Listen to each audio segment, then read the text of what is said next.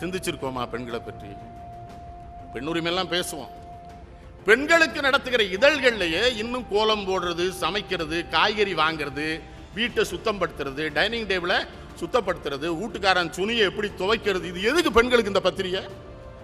அவ திரும்ப சமைக்க, கோலம் போட, காய் வாங்க, காய்களை வாங்குவதற்கு 30 விதமாக நாங்கள் வெளி சொல்லுகிறோம். என்ன கிறுக்குத்தனம்! சரியா வச்சிருக்கோமா பெண்ணை?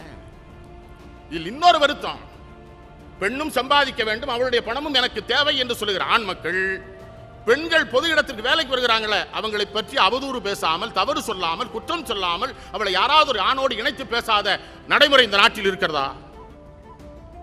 அவ கொஞ்சம் அழகா இருந்தா அதை விட சங்கடம். அதே வேலையா திரிவானுங்க, அதுக்கே ஆள் இருக்கான். அடுத்தவர்கள் குறித்த விமர்சனம், அந்த சிந்தனை எப்ப பாரு எதா பேசுறது. அவன் அங்க வேலை பார்க்கணும்னாச்சு பார்த்தேன்.